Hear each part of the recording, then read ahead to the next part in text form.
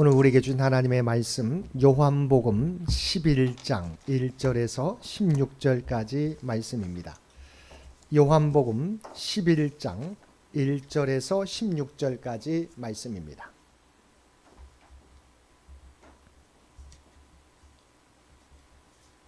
요한복음 11장 1절에서 16절까지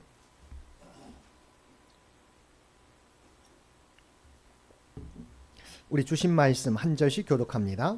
어떤 병자가 있으니 이는 마리아와 그 자매 마르다의 마을 베다니에 사는 나사로라.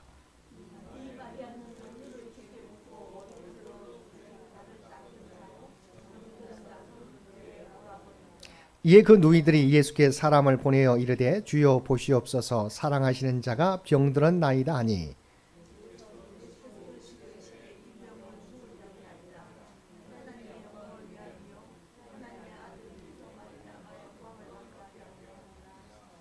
예수께서 본래 마르다와 그 동생과 나사로를 사랑하시더니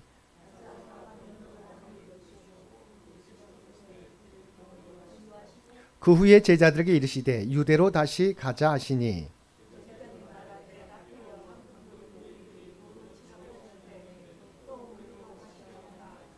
예수께서 대답하시되 낮이 12시간이 아니냐 사람이 낮에 다니면 이 세상의 빛을 봄으로 실족하지 아니하고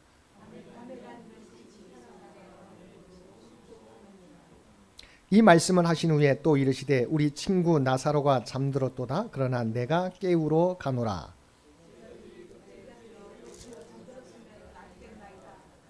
예수는 그의 죽음을 가리켜 말씀하신 것이나 그들은 잠들어 쉬는 것을 가리켜 말씀하심인 줄 생각하는지라. 내가 거기 있지 아니한 것을 너희를 위하여 기뻐하노니 이는 너희로 믿게 하려 함이라. 그러나 그에게로 가자 하시니 디드모라고도 하는 도마가 다른 제자들에게 말하되 우리도 주와 함께 죽으러 가자 하니라. 아멘. 오늘도 주님 전에 나와 또한 각자의 삶의 초소에서 수요 성소 연구로 모여 예배드리는 우리 모든 성도들 가운데 하나님의 놀라운 은혜가 언제나 함께하여 주시기를 주님의 이름으로 간절히 축원드립니다. 오늘은 우리가 하나님의 관점이라고 하는 주제를 가지고 함께 은혜를 나누겠습니다. 자, 우리가 드리는 기도가 사실은 응답되지 않는 기도가 많이 있지 않습니까? 특별히 대표적으로 정욕대로 우리의 정욕대로 구하는 기도는 하나님께서 응답해 주시지 않는 것을 우리가 잘 알고 있습니다. 그런데 우리가 정말 순수하게 정말 순수한 마음으로 하나님께 기도를 드리는데 필요에 의해서 기도를 드리는데 하나님께서 응답해 주시지 않았을 때 우리는 어떤 마음이 들게 됩니까? 실망하게 되는 것이죠. 오늘 본문 가운데서도 그러한 상황이 펼쳐지고 있습니다. 특별히 오늘 본문 가운데 보게 되면 주님이 사랑하시는 한 믿음의 가정이 나오게 됩니다. 그것은 우리가 너무도 잘 알고 있는 마르다와 마리아와 또한 그의 오라버니 나사로의 가정입니다. 그런데 이 나사로가 그의 오빠 나사로가 죽게 되었다고 하는 것이죠. 자, 그래서 우선은 요한복음 11장 5절의 말씀에 보면 이 사도 요한이 특별히 이 가정에 대해서 이 가정이 어떤 가정인지를 설명해 주고 있습니다. 우리 요한복음 11장 5절 말씀 우리 함께 읽겠습니다. 예수께서 본래 마르다와 그 동생과 나사로를 사랑하시더니 자, 많은 사람들 예수님을 따르는 많은 가정이 있습니다. 많은 무리들이 있습니다. 그런데 사도 요한은 특별히 마르다와 마리아 그다음에 이 나사로의 가정에 대해서 예수님께서 특별한 예정을 가지고 있는 것을 분명히 드러내시는 것이죠. 다시 한번 보겠습니다. 예수께서 본래 마르다와 그 동생과 나사로를 사랑하시더니 특별한 관계를 맺고 있다는 거죠. 예수님께서 특별히 사랑하는 또 신뢰하는 그런 믿음의 가정이었습니다. 자, 그런데 이 가정에 어떤 일이 벌어지게 되었습니까? 11장 3절 말씀입니다. 이에 그 누이들이 예수께 사람을 보내어 이르되 주여 보시옵소서 사랑하시는 자가 병들었나이다 하니. 자, 예수님께서 특별한 관계를 맺고 있고 특별한 관심을 가지고 있었던 그 가정에 나사로가 심한 중병에 걸려서 예수님을 청하는 것이죠. 다시 한번 봅니다. 이에 그 누이들이 예수께 사람을 보내어 이르되 주여 보시옵소서 사랑하시는 자가 병들었나이다 하니. 그럼 여러분 우리도 우리가 여러 가지 아픈 우리가 잘 알고 있는 가정에서 아프다고 했을 때 다른 일이 없으면 우리가 찾아가지 않습니까? 특별히 이 가정은 예수님과 특별한 관계를 맺고 있는 가정이에요. 근데 그 나사로가 지금 중병이 걸려서 예수님이 오시라고 사람을 보내어 요청하고 있어요. 근데 예수님의 반응이 무엇이었습니까? 자, 우리가 전혀 예상치 않은 반응이 나오게 됩니다. 6절, 7절 말씀입니다. 함께 읽겠습니다. 나사로가 병들었담을 들으시고 그 계시던 곳에 이틀을 더 유하시고 그 후에 제자들에게 이르시되 유대로 다시 가자 하시니. 여러분 이상하지 않습니까? 예수님께서 특별히 관심을 가지고 있는 가정에 나사로가 중병이 걸려서 이 가정에서 특별히 사람을 보내서 이 예수님을 청하고 있는 거예요. 근데 예수님께서 특별한 일이 있으신 게 아니에요. 그런데 그 소식을 들었지만 예수님께서 그곳에 이틀이나 더 하셨다. 계시던 곳에 이틀을 더 유하시고 그 후에 제자들에게 이르시되 유대로 다시 가자 하시니. 물론 예수님에 대한 핍박이 있었습니다. 그래서 제자들이 왜 그곳에 다시 가려고 하십니까? 라고 묻습니다. 그러나 사랑하는 나사로가 중병에 걸려서 사람을 특별히 보내고 있는데 예수님께서 그 소식을 듣고도 이틀이나 그곳에 예수님 머무시는 곳에 계셨다는 것이죠. 나중에 나사로가 죽게 되었을 때 죽은 이후에 그의 여동생이었던 마리아가 예수님이 오셨을 때 이렇게 한탄하는 고백의 내용이 본문 가운데 있습니다. 우리 읽지는 않았지만 우리가 그 다음 절에 보면 21절입니다. 11장 21절 제가 PPT에 적어놨습니다. 함께 읽겠습니다. 마르다가 예수께 여짜오되 주께서 여기 계셨더라면 내 오라버니가 죽지 아니하였겠나이다. 첫 번째는 마르다가 주께서 여기 계셨더라면, 우리가 정말 청해서 정말 우리 곁에 계셨더라면 예수님의 능력을 알잖아요. 많은 기적을 행하신 것을 많은 사람들이 잘 알고 있고 이 마르다의 가정도 잘 알고 있었어요. 그래서 예수님께서 여기 계셨더라면 우리 오라버니가 죽지 아니했을 것입니다 라고 하는 안타까움을 표시하는 거죠. 마찬가지입니다. 11장 32절 마리아도 마찬가지로 이렇게 예수님이 오셨을 때 이렇게 이야기합니다. 함께 읽겠습니다. 마리아가 예수 계신 곳에 가서 배웠고 그 발 앞에 엎드려 이르되 주께서 여기 계셨더라면 내 오라버니가 죽지 아니하였겠나이다 하더라. 이들은 분명한 예수님에 대한 믿음이 있었어요. 예수님이 우리 곁에 계셨으면 우리의 오라버니가 죽지 아니하였을 것입니다 라고 예수님의 부재에 대해서 안타까움을 표시하고 있다고 하는 것이죠.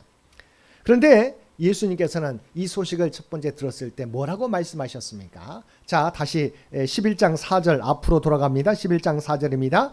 예수께서 들으시고 이르시되 이 병은 죽을 병이 아니라 하나님의 영광을 위함이요 하나님의 아들이 이로 말미암아 영광을 받게 하려 함이라. 이 나사로의 중병이 걸렸다는 소식을 듣게 되었을 때 이 일을 통해서 하나님께서 어떤 것을 이루실 것을 주님은 알고 계셨어요. 그래서 다시 한번 뭐라고 말씀하셨다고요? 이 병은 죽을 병이 아니라 하나님의 영광을 위함이요 하나님의 아들이 이로 말미암아 영광을 받게 하려 함이라. 그런데 결과적으로는 죽었어요, 나사로가. 그럼에도 불구하고 이미 예수님께서는 이 병을 통해서 하나님의 영광이 나타날 것을 이미 알고 있었다는 것이죠.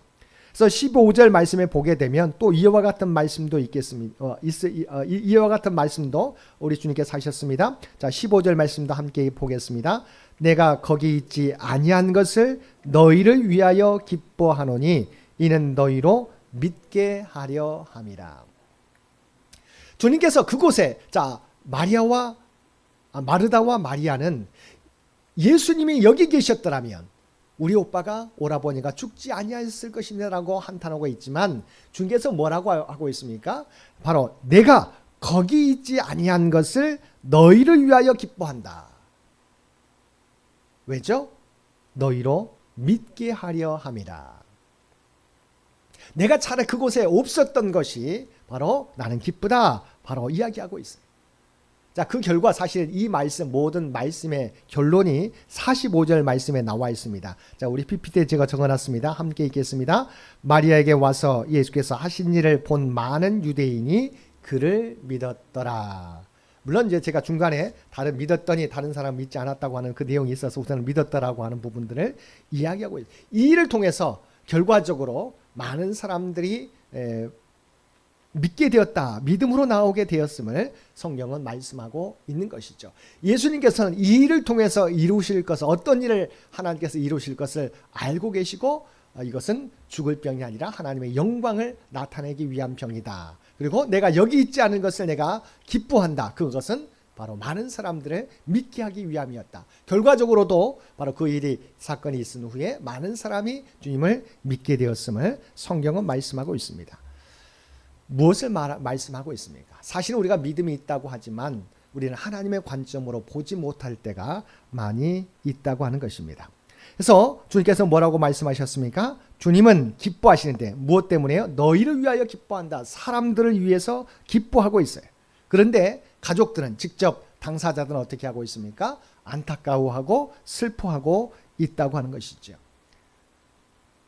우리가 이 한계죠. 그래서 우리는 어려운 환경을 만나게 되면 우리는 낙담하기 쉽습니다. 왜냐하면 그 모든 것을 허락하시는, 그 모든 것을 이끄시는 하나님의 계획과 하나님의 안목이, 하나님의 뜻을 우리는 알지 못하기 때문이라고 하는 것이죠. 그래서 우리 어떤 상황이든지 보여지는 것만을 바라보는 것이 아니라 이 일을 통해서 하나님께서 무엇을 이루고자 하시는 것을 우리는 기대하고 우리가 기다릴 수 있어야 된다고 하는 것이죠.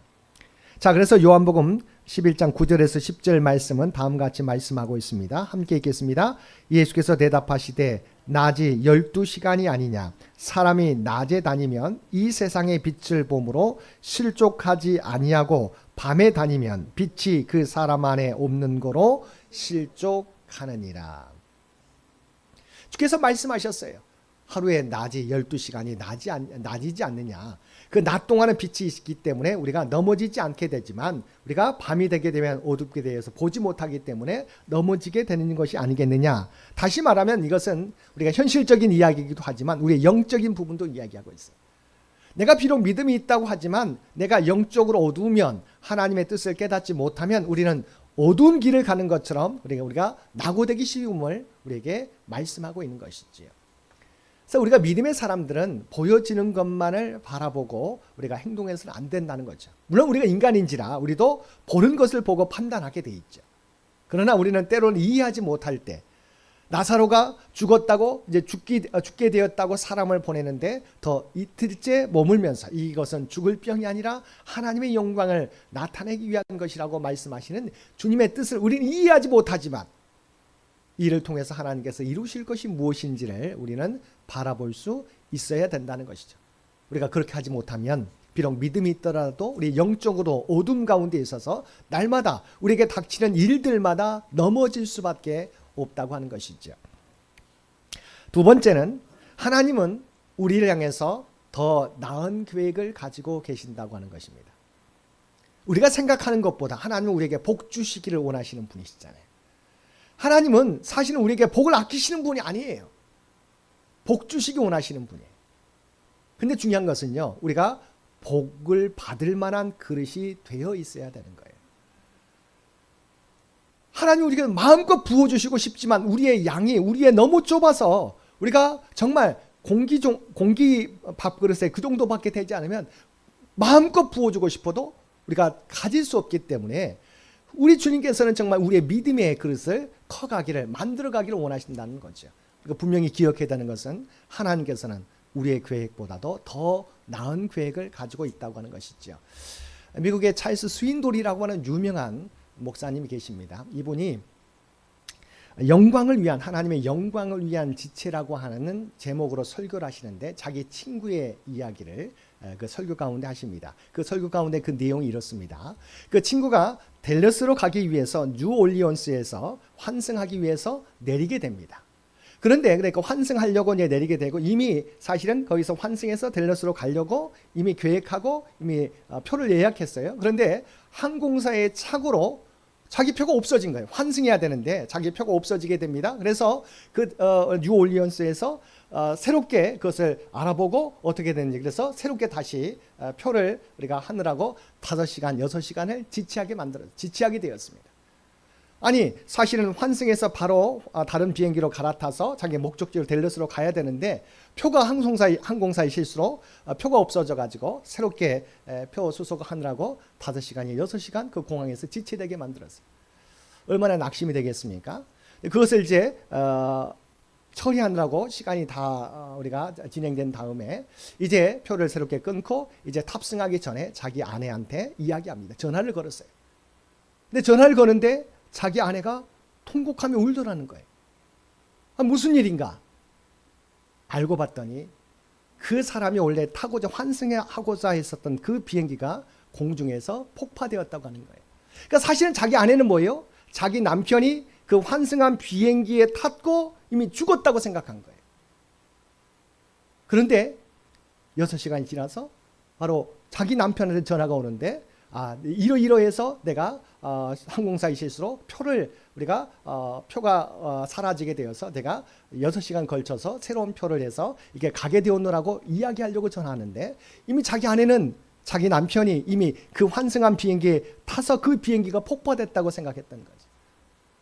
우리가 생각하게 될 때 물론 이것은 우연일 수 있습니다. 근데 믿음의 사람은 어떤 마음이 드는가요? 하나님의 은혜라고밖에 우리가 설명할 수 없는 것이죠. 때로는 이와 같은 일들이 우리의 삶 가운데 나타날 때가 있어요. 우리는 예상했던 길이, 예상했던 일들이 내 계획대로 차질대로 우리가 진행되지 않았을 때, 차질이 발생하게 될 때 우리는 때로는 낙심하게 됩니다. 근데 하나님은 우리가 계획하는 것보다, 우리가 알고 있는 것보다 더 좋은 계획을 가지고 계시다고 하는 것이죠. 우리가 대표적으로 성경 가운데서도 요셉을 우리가 들 수 있습니다. 요셉이 하나님이 주신 꿈을 꾸게 되는 것이죠. 형제들이 볕단이 자기에게 절을 하게 됩니다. 또한 해와 달과 별들이 자기에게 절을 하게 돼요. 이게 무슨 뜻인가를 우리가 형제들한테 이야기합니다.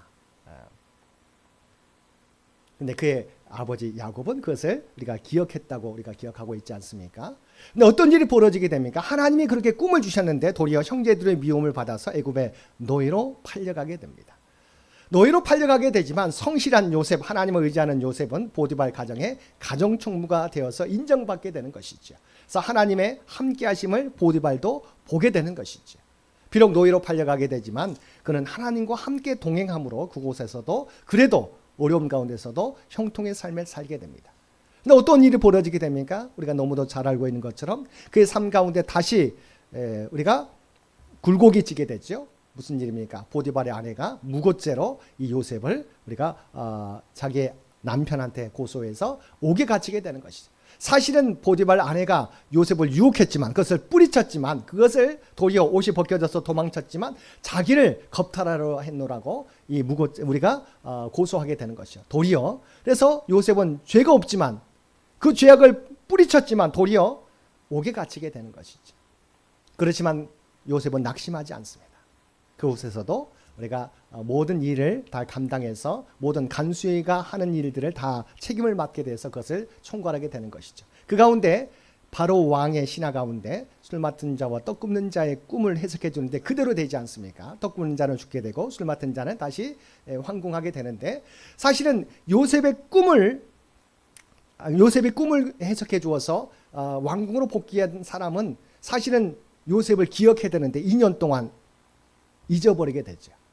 그런데 2년 후에 바로가 꿈을 꾸게 되는데 그 꿈을 해석하는 사람이 없어요. 그때서야 술 맡은 자가 뭡니까? 자기의 꿈을 해석해 주었던 요셉을 왕에게 청구하게 되고 요셉이 왕 앞에서 바로의 꿈을 해석해 주게 되어서 우리가 잘 알고 있는 것처럼 애굽의 총리 대신이 되는 거죠. 그게 우리가 성경에 보면 최소한 13년의 시간이 지나는 것을 보게 됩니다. 어떻게 보면 우리는 낙심할 수밖에 없습니다. 인간적으로 겪을 수 있는 정말 도저히 감당할 수 없는 시험들을 요셉은 겪었어요. 그러나 요셉은 하나님의 섭리를 우리가 바라보았습니다. 낙심하지 않았습니다. 노예로 팔려가도 옥중에 갇혀도 사람들이 잊혀진 존재가 되어도 요셉은 하나님을 의지했어요. 결과적으로 시간이 걸리게 되었지만 하나님의 꿈대로 하나님이 주신 꿈대로 이루어지게 된 것을 보게 됩니다. 자, 우리가 고난을 당해도 기억해야 되는 것은 요셉과 같이 하나님이 함께하는 사람은 고난을 당할지라도 하나님의 섭리 가운데 있다고 하는 사실을, 하나님께서 나와 함께한다는 사실을, 나를 통해서 하나님의 뜻이 이루어진다는 사실을 믿고 나아가게 될 때 하나님의 꿈을 성취하는 사람이 된다는 거죠. 만약 요셉이 하나님의 꿈을 받았지만, 꿈을 가진 존재라 할지라도 하나님의 예비된 꿈을, 예비된 축복을, 예비된 복을 간직한 사람이라 할지라도 요셉이 노예로 팔려갔을 때 절망하고 실망하게 되고 우리가 성실하게 생활하지 않았다고 한다면 그는 보디발 가정의 우리가 가정 총무로 인정받지 못했을 거예요. 그리고 자기가 죄를 떠나서 정말 유혹을 물리쳤는데 도리어 감옥에 갇히게 되었을 때 낙심하게 되었다면 또한 마찬가지죠. 그 꿈을 성취하지 못하게 되었을 것입니다. 어떤 순간에도, 고난의 순간에도 하나님이 나와 함께 하심을 그는 잊지 않았다는 것이죠. 그럴 때 하나님께서는 그 모든 시험을 통과한 후에 요셉의 꿈을 이루어 주시게 되었다고 하는 것입니다. 이제 결론적으로 우리가 너무도 잘 알고 있는 이 요한복음 11장의 나사로의 사건을 통해서 우리에게 결론적으로 주시는 말씀이 무엇입니까? 하나님의 계획은 삶과 죽음을 초월하는 것까지 나아감을 우리에게 말씀해 주고 있습니다. 자, 요한복음 11장 25절에서 26절 말씀입니다. 우리가 너무도 잘 알고 있는 25절에서 26절 말씀 우리 함께 읽겠습니다. 예수께서 이르시되 나는 부활이요 생명이니 나를 믿는 자는 죽어도 살겠고 무릇 살아서 나를 믿는 자는 영원히 죽지 아니하리니 이것을 내가 믿느냐. 아멘. 자, 나는 부활이요 생명이 나를 믿는 자는 죽어도 살겠고 무릇 살아서 나를 믿는 자는 영원히 죽지 아니하리니 이것을 내가 믿느냐. 우리는 이 사실을 너무도 잘 믿고 있지 않습니까? 우리는 인간의 연약함으로 말미암아 죽을 수밖에 없는 존재이지만 주께서 고백하고 있는 것처럼 나는 부활이요 생명이니 나를 믿는 자는 죽어도 살겠고 무릇 살아서 나를 믿는 자는 영원히 죽지 아니하리니 이것을 내가 믿느냐. 우리는 이 사실을 믿고 믿음 생활하고 있습니다. 그런데 그것을 실제적으로 나사로의 죽음을 통해서 직접 보여주셨어요. 죽었던 나사로, 이미 나흘이 지나서 냄새가 나지만 그러나 주의 명령을 통해서 죽었던 나사로가 다시 살아나게 되는 것을 바로 그들은 보게 되었다고 하는 것입니다. 이와 같이 나사로의 죽음을 통해서 우리가 바라보아야 될 것은 무엇입니까? 물론 주님께서는 죽은 자도 살릴 수 있는 능력을 가지신 분이라고 하는 것을 보여주기도 하지만 더 중요한 것은 하나님께서는 하나님의 함께 하시면 우리가 삶과 죽음을 초월하고 우리가 영원토록 우리와 함께 하시고 하나님의 놀라운 섭리 가운데 우리와 함께 하시며 우리를 인도하고 계시다는 것이지요. 이것을 믿음으로 바라보면 우리는 어떠한 일이 있더라도 물론 시간이 우리 하나님의 시간표대로 움직이기 때문에 우리가 인내해야 될 우리가 필요가 있는 것이죠. 그렇지만 그것을 바라보는 자는 비록 역경 가운데 있을지라도 내가 원하지 않는 상황 가운데 처해 있을지라도 우리가 낙심하지 않게 되는 거죠. 그리고 하나님의 뜻이 무엇인가를 깨닫게 되고 우리의 믿음이 더욱더 성숙해질 수 있는 것이죠. 하나님께서 이 시간 우리에게 바라는 게 무엇일까요? 우리의 관점이 아니라 하나님의 관점을 가지고 살아가라고 하는 것이죠. 물론 그것이 쉽지 않습니다. 그렇지만 우리가 언제나 왜 이러한 고난을 나에게 주셨을까? 왜 이러한 문제를 우리에게 주셨을까? 우리가 바라보고 하나님의 뜻이 무엇인지를 우리가 계속 기대하다 보면 하나님께서 우리에게 깨닫게 해주세요. 그래서 항상 우리는 열려있는 우리가 물음으로 하나님의 뜻이 무엇인지를 우리가 항상 물을 수 있어야 되는 것이죠.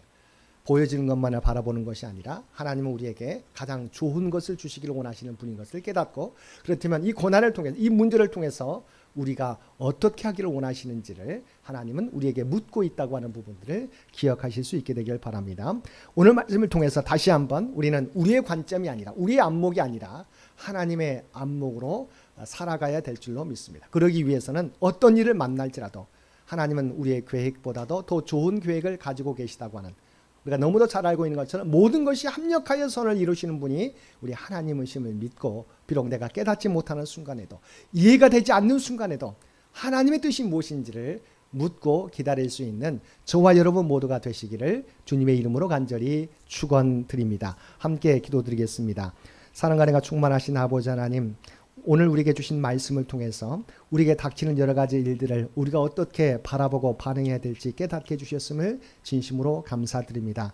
바라옵나니 우리의 삶이, 우리의 믿음의 여정이 우리의 눈으로 보는 것, 우리가 맛보고 듣고 깨닫는 것으로만 아버지 하나님 그치지 않게 도와주시옵소서. 하나님의 뜻이 무엇인지를 우리가 물을 수 있게 하여 주시옵소서. 그래 어떤 상황을 만날지라도 낙심하거나 좌절하지 않게 도와주시옵시고, 하나님의 뜻을 통해서 이루고자 하는 뜻이 무엇인지를 묻고 기다릴 수 있는 참된 믿음의 소유자들 되게 하여 주시옵소서. 특별히 아버지 하나님 창현재단을 기억하여 주시고 이 재단을 통해서 하나님의 뜻이 나타나기를 원합니다. 내년이면 100주년이 되는데 아버지 하나님 이 창현재단을 지금까지 지켜주는 일을 진심으로 감사합니다. 다음 선교 100년을 어떻게 준비해 가야 될지 우리에게 하나님의 지혜를 허락하여 주시옵소서. 그래 하나님의 뜻과 지혜 가운데, 하나님의 계획 가운데 창현교회가 움직여질 수 있도록, 온전히 세워질 수 있도록 그래서 친히 주장하여 주옵소서. 특별히 육신의 연약함 가운데 있는 많은 환우들을 기억하여 주시고 주님을 기대하며 의지하는 자들마다, 주님을 바라보는 자들에게 놀라운 하나님의 치유와 회복의 역사를, 하나님의 기적을 나타내 보여주시옵소서. 아버지 하나님, 우리는 아무것도 할 수 없습니다. 주 앞에 맡기는 길밖에 없습니다. 주 앞에 맡기게 될 때 주여 우리의 간구에 들어주시고 하나님의 놀라운 은혜를 우리 모두에게 허락하여 주옵소서. 주님을 의지하는 자에게 허락하여 주시옵소서. 우리 각자의 믿음의 가정들의 기도의 제목을 아시는 주님, 아버지 하나님, 내 정욕대로 구하지 않게 도와주시옵시고 오직 하나님의 뜻과 영광을 위한 기도와 우리의 삶이 되도록 우리의 모든 삶을 주장하여 주옵소서. 이 모든 간구 우리를 구원하여 주신 예수님의 이름으로 간절히 기도드리옵나이다. 아멘.